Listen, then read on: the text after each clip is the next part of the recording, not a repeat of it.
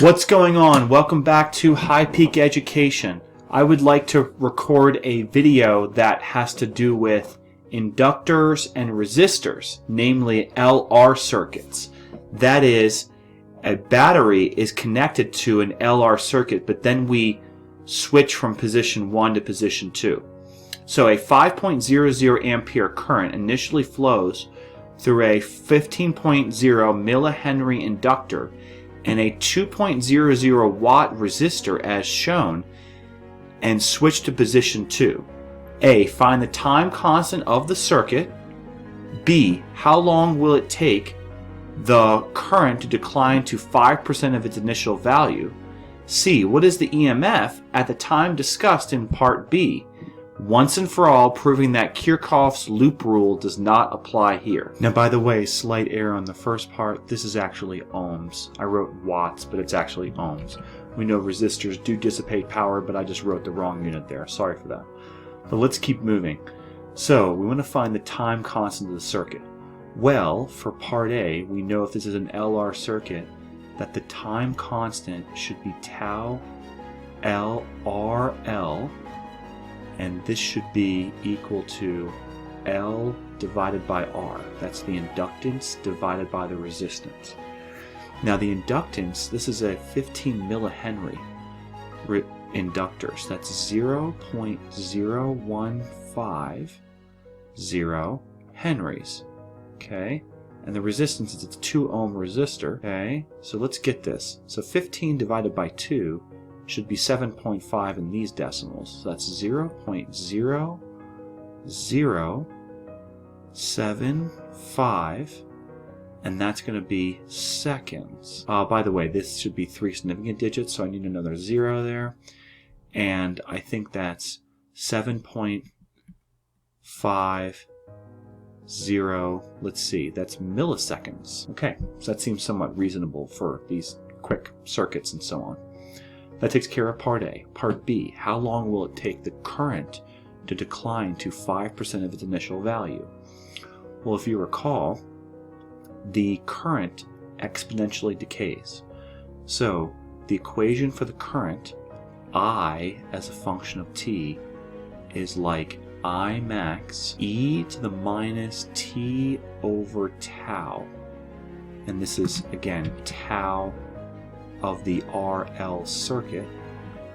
Now, another way to write this is EMF over resistance, because that's Ohm's law, e to the minus t over this L divided by R. So either way you want to write it, it gives you the same answer. Now, by the way, we want this to be not just any time, but equal to 5% of the original value. So this is 0.05 of EMF over R. Now notice, if we just take this part of the equation, we can divide this EMF over R, and then we just end up with 0.05 is e to the minus t over L divided by R. And by the way, we already know what tau is, so we might as well just use tau. And then furthermore, E is, remember, Euler's number. So E is approximately 2.71, right? And change. 2.71818, and it's an irrational number. But remember, this is the natural exponential. So, how do we solve this? To solve for t, you have to introduce the natural log. Okay? So the natural log is the inverse function of this exponential. So the natural logarithm of e to the minus t over tau, RL, should equal the natural logarithm of 0.05. And remember, a natural logarithm of something less than 1 should be negative. So this leads us to negative t over tau, RL, is equal to ln of 0.05. Now notice we want a positive time, so since we're going to divide by a negative number, actually multiply by a negative number, we'll be okay. So I think that we can just write this as, let's see, just by multiplying by negative tau, t equals negative tau RL times natural log of 0.05.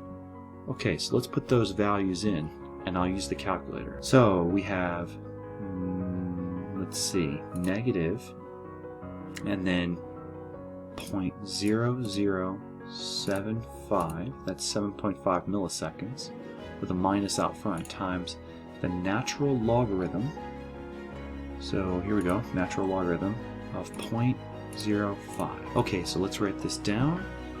So this should be t is approximately 0.0225, and that's seconds. Now let's check to see if that makes sense. Notice that 0.0075 seconds is 1 e-folding time. So the 7's right here. So this is a little bit more than 3 e-folding times. So that should decay to about, again, 5% the original value.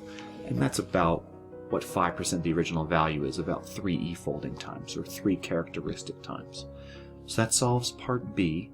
And then part C, what is the EMF at the time discussed at part B? Once and for all, proving that Kirchhoff's loop rule does not apply here. Well, remember, the EMF, which is like the self-inductance, which is like the voltage that the inductor is pushing back with, is minus L di dt.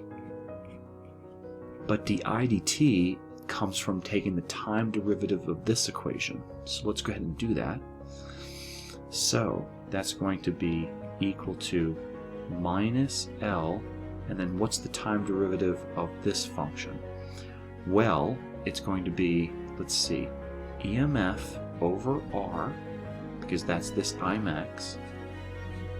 And then what's the time derivative of this? Well, the time derivative of an exponential is the derivative of the exponent multiplied by the original exponential.